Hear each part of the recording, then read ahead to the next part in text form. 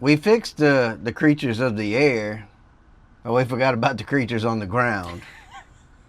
And so, yeah, it wasn't a mouse. It was a rat, the size of our cat. Yeah. And we got rid of one. Yay! Yay! Next day, another one. So now we're trying to foolproof the rat situation. Yeah, it's been fantastic, and we've lost quite a few plants. So we're going to show you what to do to prevent this stuff from happening to yours before it happens, because we've never had this issue before, and it's great.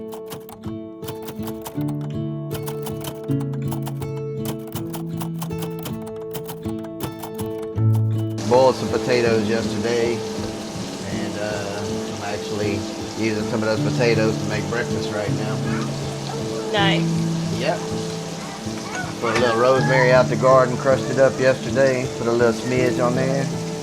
Even though it says oregano. Don't pay attention to that. But I do got some oregano too, I'll put that on there. Yeah, this stuff, it opened up your sinuses, but it makes the best tacos in the morning.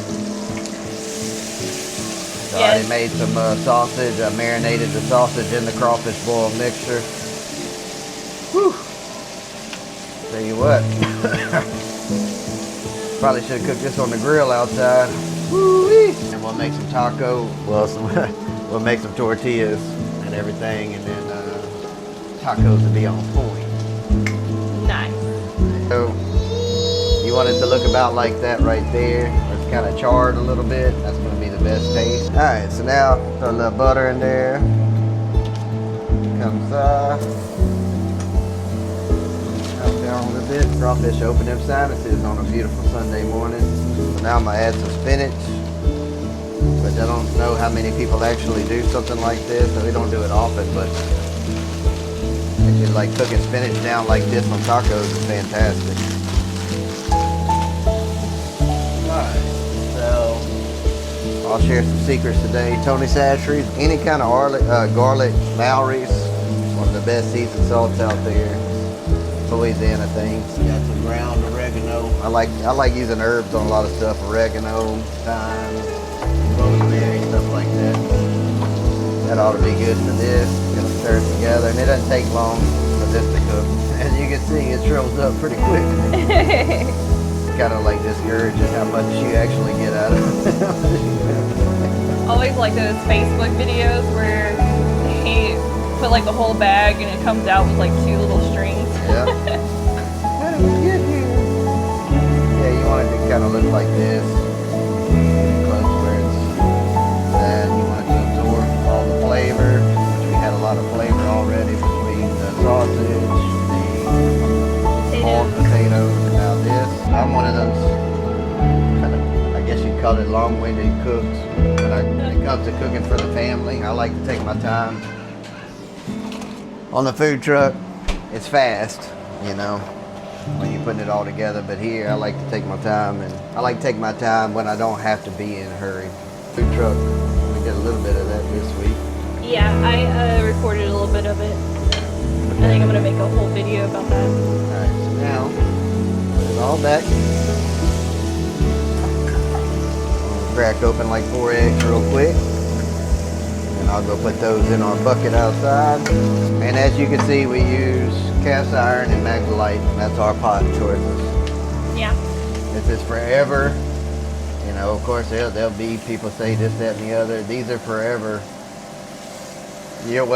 Forever in your lifetime pots and pans. You know, these are one and dones. You know, as long as you keep them, you can pass them down to your grandkids. You know, we have at the farm, my aunt has one that it's over 100 years old on a cast iron. The handle's falling off of it, but they still make biscuits out of it every morning.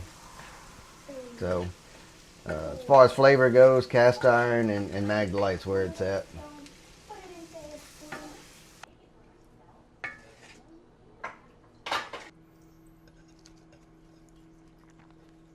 Is it good? Oh, sweet you. Good? good. Yeah, you know, we had birds, bugs, Battlestar Galactica. Now we've got birds, bugs, Battlestar Galactica, and rats. Ah, yes. So we put netting up and everything, netted everything. It's like, okay, cool, we're good. Come out the next day, thing had cleaned them out. Like, what's going on? This is crazy. Well, a couple days go by, pull them out, trying to figure things out, thinking it was birds. Put that bad boy there up. Yeah, he's scary, all right. And so come out, and we look at the door frame, and this huge rat had dug that out, got the stuff all over it, and so put a mouse trap out, caught him. All right, cool, we're done. Put another mouse trap out just to be on the safe side. Come out the next day, you could tell where the mouse had been, or mouse, that sucker was a rat. That thing was that big. He had, I guess, got on the trap, pulled himself off.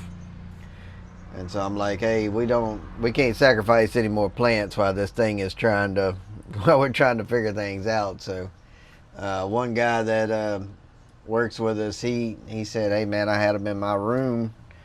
I actually did mothballs, and if you don't have mothballs, you know, you can try white vinegar on cotton balls. So that's what we did. We put up white vinegar balls everywhere, on all the corners, on the sides, at the top. And it's been a couple of days now, and we haven't had any signs of rat. I actually put them in the hole in there, so I'm trying to make sure they're gone, and then I'm going to patch the hole up and seal the wood up and everything. Yeah, this fool murdered our poor owl. He ate it? Yeah. Oh. I didn't know that. Yeah. And so that's probably what was eating the poor basil up there that murdered it. And I don't want to get another basil, but... So unfortunately, again, we never had this issue. He got into a lot of stuff. All these right here were full. All these sweet bell peppers.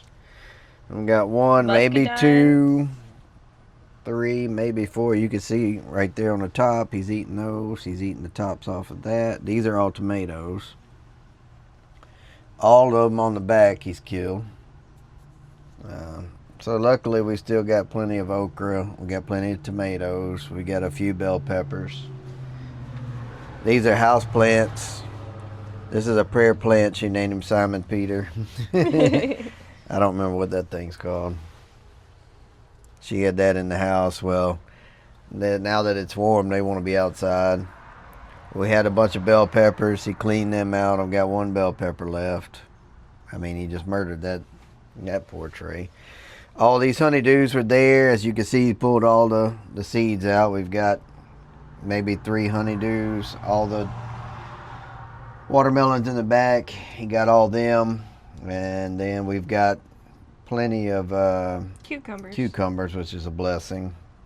But so right now that's where we're at. We're trying to make sure that we can hold on to what we got, you know, make it so stinky in here to him that he don't want to be here anymore. So that's where we're at it currently. Talked to my uncle. We're just going to buy some watermelon seed or some watermelon plants when we get to Louisiana. There's a place, one of those cool old school co-op kind of stores that my grandfather and dad and so forth, everyone bought from. It's pretty cool. They had this parrot in there that was like 70 years old, and he just recently passed, but you'd go in there and he'd talk to you and everything. It was pretty cool. I loved going there as a kid. And they sell little chickens and ducks and all that stuff too. So yeah, I'm gonna end up buying some from there. We'll go ahead and get some bell peppers and some watermelons and probably a couple cantaloupes and honeydews. Try to fill in what we lost. Unfortunately, this is farming. Hopefully this will be a lesson when you get ready to do yours. Hey, put up netting everywhere. Put up, you know, stuff to avoid the rats.